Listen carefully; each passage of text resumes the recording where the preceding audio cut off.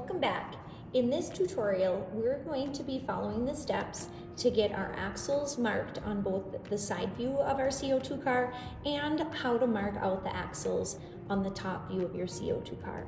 Axle placement is pretty important when it comes to the height of the axle, but it's also important when it comes to how far your axle is planned from both the front and from the back.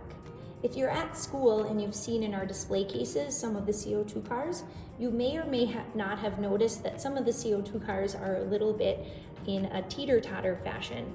That is because the students did not plan out and put their CO2 car axle underneath the power plant. This space where it says do not cut is going to be a little bit heavier in the back of the car, and students that planned their CO2 car axle holes up a lot closer to the front of the vehicle ended up with a teeter-totter situation. So I'm going to show you how to avoid that. Because I already on this practice sheet have a height marked out of 7 millimeters, which is the perfect height for your axle hole placement, all we're gonna have to do is draw lines that are going this way, going vertical, and we're gonna mark that both on the side view and also on the top. So I'm gonna actually take my ruler and I'm gonna measure out, I'm gonna plan this front axle to be about 30 millimeters from the front of my car. So I'm gonna draw a little plus sign. Remember when you're marking out a measurement with a ruler, you never put a line on your paper in line with the ruler. You always put a line on your paper in line with the lines on the ruler. So I like to start and just go off of my paper, just like that. And then in the back, I'm gonna plan mine out in the back at 30 millimeters as well. So this time I'm lining up my 0 and I'm gonna go to my 3 centimeter line. I'm gonna go on my ruler and then I'm gonna go on to my paper. Now that I have a measurement in both the back and the front, I'm gonna turn my ruler 90 degrees and I'm gonna do my very best to get my ruler straight up and down. Here's my little trick. I like to take one of these long lines for 1 inch, and I like to place, because I'm using a translucent ruler, I like to place that line on top of my paper, and that will help me keep it straight up and down.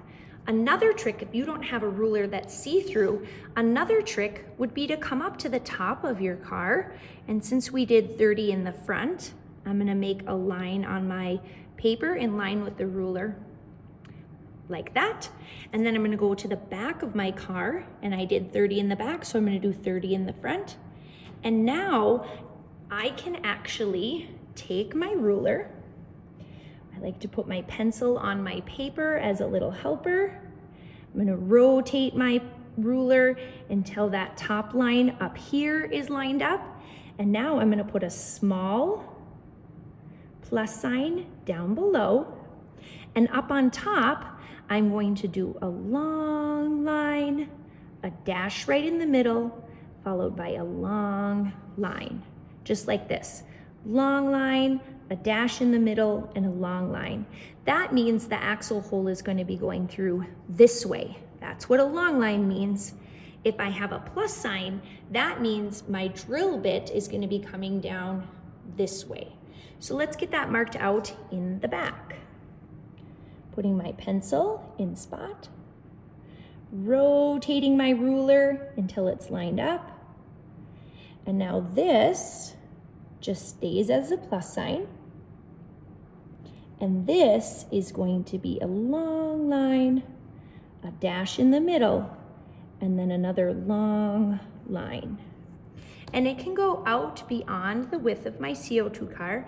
That's just perfect. So this is where my hole is gonna go through like this from the top, through like that from the top, and then when I look at from the side, I'm gonna put my car in the drill press like this and drill, and then again over here, this and drill. Just like our previous assignment, you're gonna be taking a picture of this and submitting it to the assignment in Schoology.